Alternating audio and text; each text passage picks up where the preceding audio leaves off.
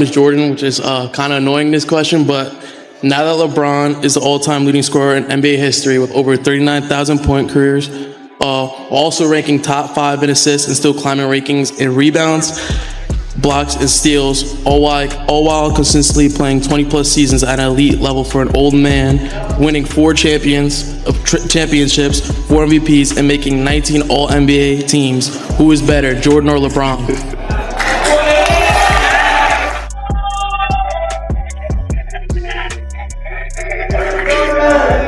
You know, those are some incredible stats. They are. Those are some incredible stats.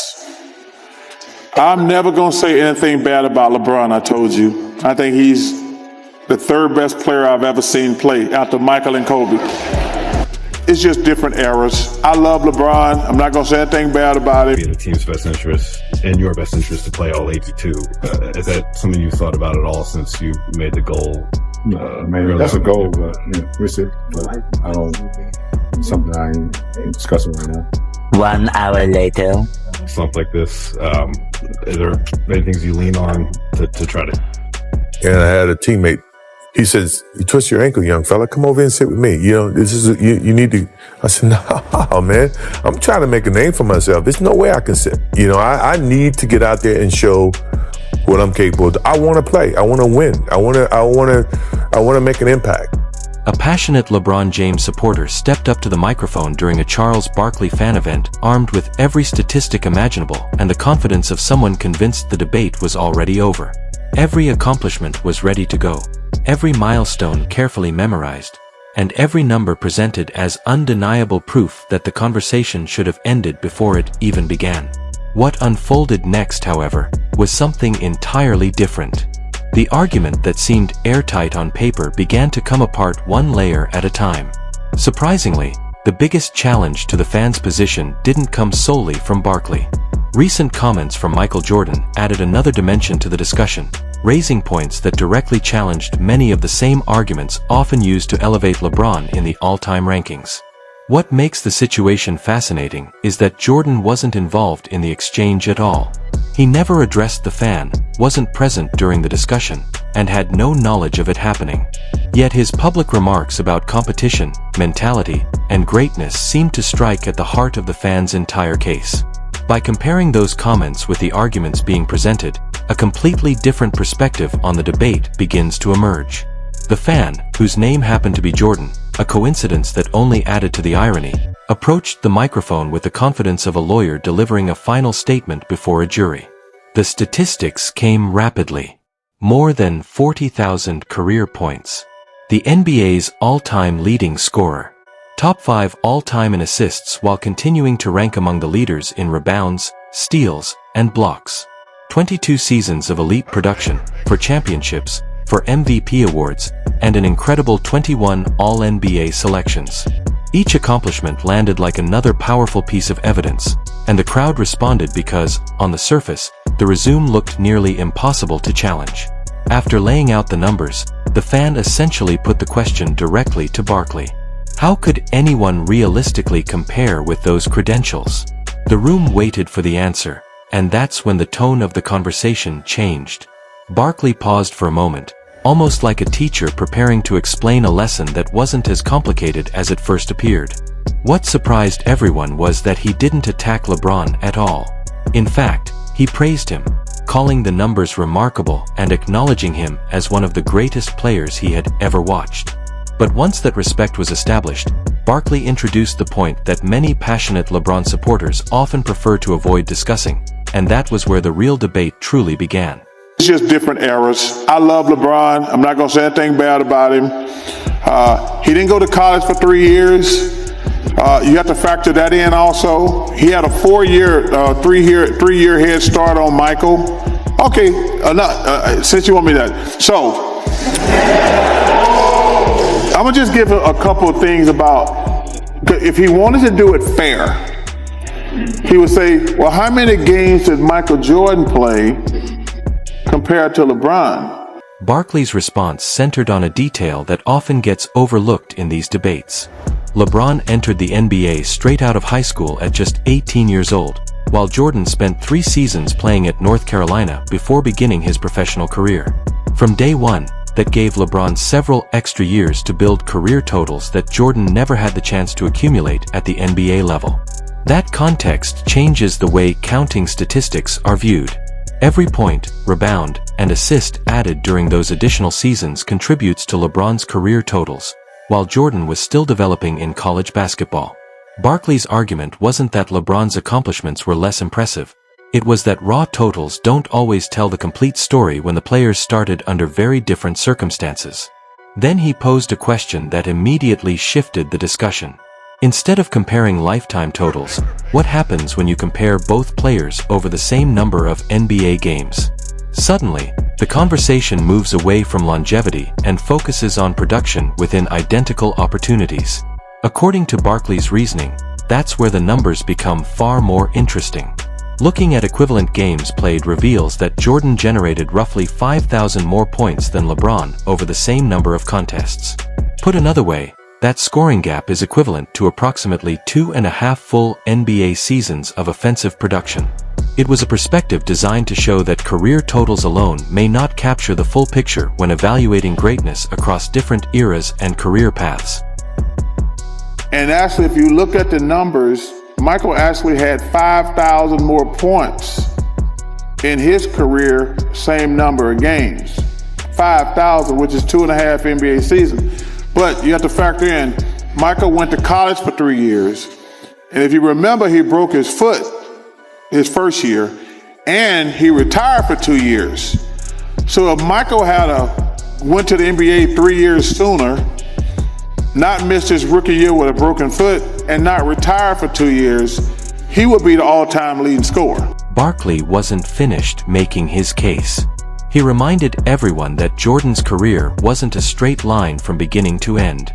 Early on, a broken foot cost him nearly an entire season, and later he stepped away from basketball for 2 full years while pursuing baseball. Those missing years, Barkley argued, dramatically affect how career totals should be viewed when comparing legends from different eras. His point was simple. If Jordan had entered the league directly from high school the way LeBron did, avoided the major injury that sidelined him, and never left for baseball, the all-time scoring race might look completely different today. Suddenly, the conversation shifts from who holds the record to how much opportunity each player actually had to accumulate those numbers in the first place. The fan didn't have much of a counter because the argument wasn't based on diminishing LeBron's accomplishments.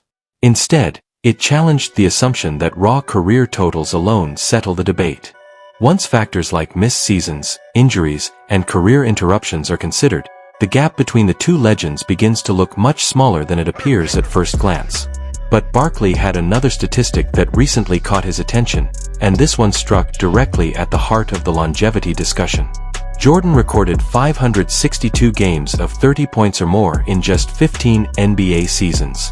LeBron, despite playing 22 seasons, sits just behind that total with 559 such performances. Numbers like that force a different conversation about dominance versus durability. Jordan averaged 30.1 points per game for his career, still the highest mark in league history, while LeBron's 27.0 remains exceptional but noticeably lower. Add in Jordan's 10 scoring titles compared to LeBron's 1, and the distinction becomes clearer.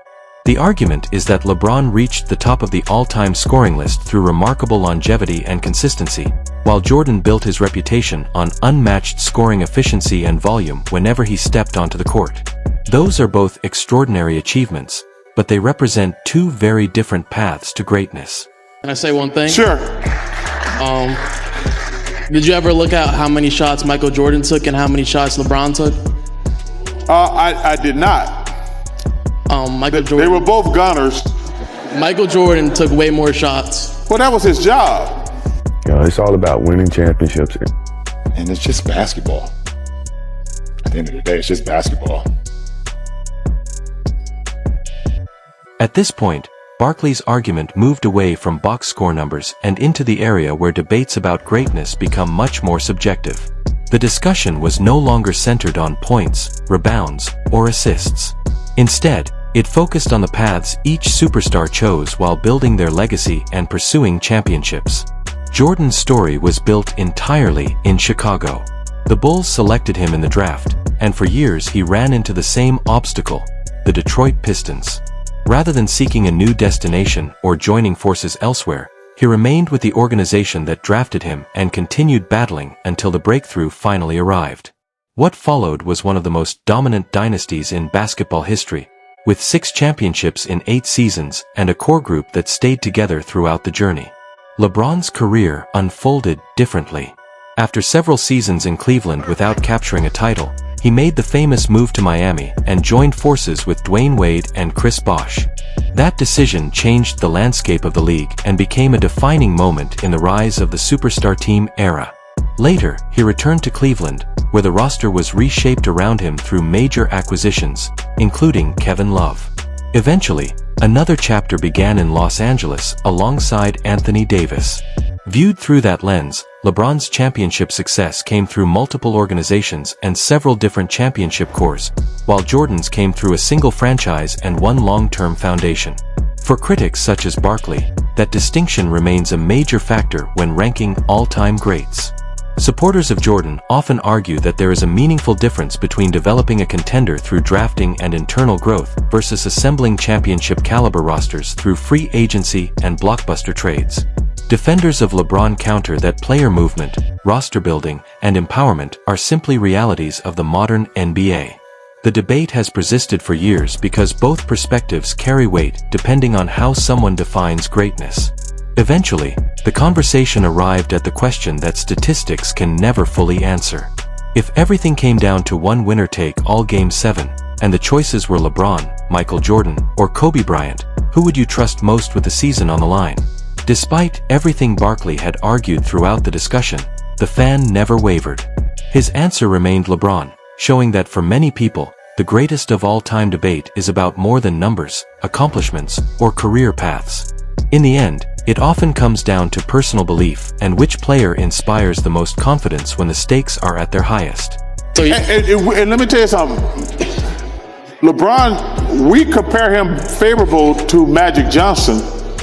He's a more of a triple threat than Michael was. I'll agree with that. But let me ask you a question. I want you to be honest with me in your heart. If you had one game and you said, I need to win Game 7, would you want LeBron, Michael, or Kobe in one game win all? LeBron. Okay. What made the fans' answer so interesting was that it unintentionally reinforced part of Barkley's argument. When people talk about trusting a player in the biggest possible moment, supporters of Jordan immediately point to one remarkable fact. His championship series never reached a Game 7. Across 6 NBA Finals appearances, every series was finished before a winner-take-all game became necessary. Those 6 finals trips resulted in 6 championships and 6 finals MVP trophies. Whether it was against Portland, Phoenix, Seattle, or Utah, Jordan consistently delivered on the sport's biggest stage. His 1993 finals performance against the Suns remains one of the greatest championship series ever, highlighted by an astonishing scoring average that showcased his ability to elevate his game when the stakes were highest. LeBron's finals resume tells a different story. Reaching the championship round 10 times is an achievement few players in league history can match. However, that record also includes 6 finals defeats, with several coming against the powerhouse Golden State Warriors teams that dominated much of the late 2010s. Supporters argue that making the finals and losing is still preferable to being eliminated earlier, and there is certainly merit to that viewpoint. Critics, meanwhile, focus on Jordan's perfect record once he reached basketball's biggest stage. The conversation gained even more momentum when NBC revived its NBA coverage and brought Michael Jordan back into the spotlight as a special contributor. Because Jordan rarely speaks publicly about modern basketball,